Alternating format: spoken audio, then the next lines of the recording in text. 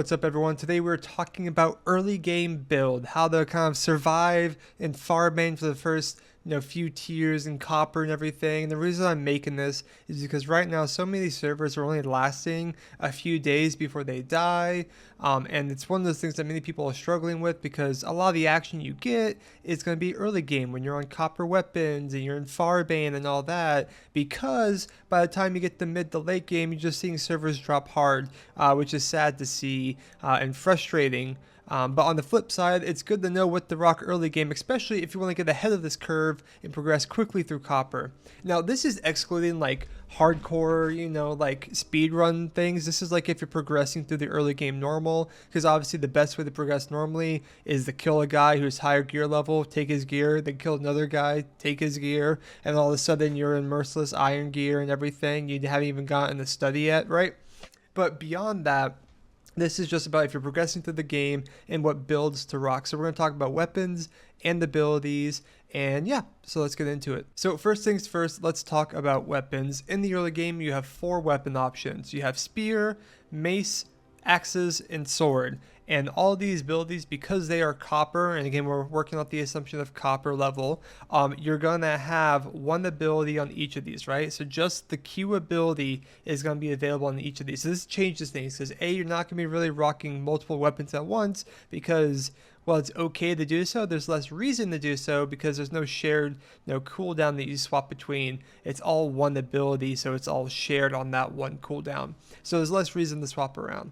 Real fast editing this in because I clearly forgot about it because I'm not the biggest fan of it and it didn't cross my mind, and that's crossbow. Like I said, I don't use it that much, so it's hard for me to really rank it. But it's really good if you're wanting to like speedrun bosses because you can kind of kite around bosses with the range and use your Q kind of slow and damage and all that. So it's good in those regards. In PvP, it's good if you're good at it. If you're bad at it, it's worthless. If you're actually good at it, then it can be a good PvP weapon. But I didn't include it because A, I forgot, and B, I really haven't used it much, so it's hard for me to talk about its potential early game. So that's for more you to decide.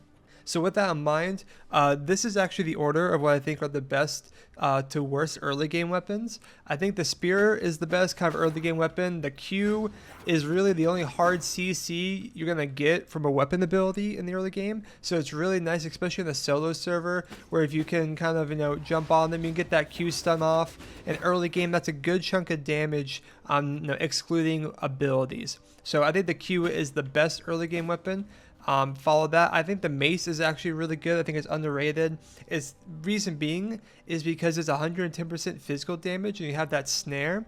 And so having this high mobility slam is really, really nice. I think this with the ability to redirect early on and just how come chaotic and scrappy these fights are early on, I think the Q just with the raw damage it provides early game is really nice.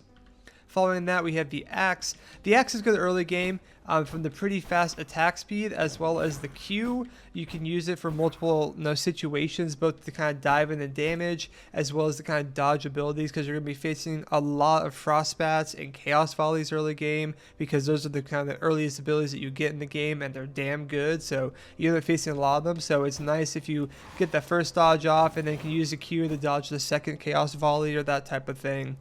So I think that's really solid. I think the mace and the axes can be swapped between depending on your build and playstyle, but I still think the sword or the spear is the best, and then the sword is the worst. Sword is good for PvE early game, but the spin, it doesn't do the most damage early game, and it just doesn't really provide much compared to just looking at everything else. So I wouldn't really recommend the sword early game. Now getting into abilities, obviously we start with Shadow Bolt and Bloodright. What you're going to do is as you progress through these V-Blood bosses, you're going to kind of swap around things. I think Bloodright is pretty good to use early game just because you can get a counter that deals with the Frostbats and the Chaos Volley early that kind of helps negate. I like to use that early game a lot just to kind of be able to block those and kind of act as a frontman unit in my group. But the other option obviously is once you get Frostbat, put on Frostbat. It's better than Shadow Bolt, especially early game. I wouldn't use Blood Rage really unless you have a 4-man group. Having one guy run Blood Rage is alright. Aftershock is not really good in general, let alone early game. And then obviously Chaos Volley. Now you guys know I am not the biggest fan of Chaos Volley. I think it's just kind of too cheesy and boring. But early game, it's the best way to be able to just kind of survive. You can rock either, I would recommend either doing a Chaos Volley and Bloodright, a Frostbat and Bloodright, or a Frostbat and Chaos Volley. And you're going to use one of those three combinations early game, basically through the low tier. Now, the other things that you will pick up early game, Crimson Angus, I don't recommend. The other one, Corpse Explosion, not really. Obviously, if you're going to go get Clive early game, some people don't do them just because they go for the bear to get to Quincy for speedrunning, but Clive does give Veil of Chaos, which is very nice. And same thing with Pelora, not really needed right away early, but if you want the Veil of Illusion, it's nice.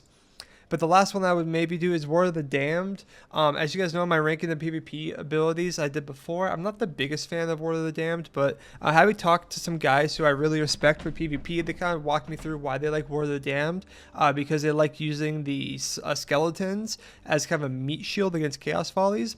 And so you do have that option if that's your play style, if you want to just use the summons purely for that meat shield capability. I think that's good, especially if you're a solo in a clan group and a clan server. Like if you're a solo in a duo or a solo in a trio, having Ward of the Damned in that situation would be nice.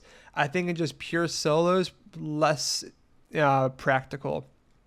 And yeah, and then eventually you're going to go through the Quincy the Bandit King, and you're going to swap either your Chaos Volley or your Frostbat, or if you're still rocking Bloodright, then for sure the Bloodright. But either way, you're going to toss on the Chaos Barrier, and then this is going to be your build going into the Iron Age. No Chaos Barrier, it's something else. Use the Chaos Barrier to deal with all the Chaos Volley units and just beat the shit out of everyone with this early game. And yeah, this is how I would recommend if you're just progressing as usual, to just progress to the early game. Focus on getting the bosses with those kind of 4 abilities or so that I talked about. Maybe swing either Pelora or Clive if you want that dash specifically, but it's totally optional. And then yeah, just once you get the Quincy, grab on that Chaos Barrier, and you're going to be able to use this kind of build to really win a lot of 1v1s and progress to the mid game a lot faster than your opponents. So this is how I've been surviving early games on various servers I played, especially solo servers, or even one of the Valhalla Rising servers that I did solo into duos that I was able to progress pretty far on. This is kind of the style that I like. So highly recommend this. And again, the best way to progress early game is to just kill someone and take their gear, especially on Merciless, and that's going to speed run your leveling process. But otherwise, if we're playing on a non-Merciless or just progressing in a more chill manner, I would recommend kind of following along this build. Hope this was helpful, and I'll catch you all next time. Peace out.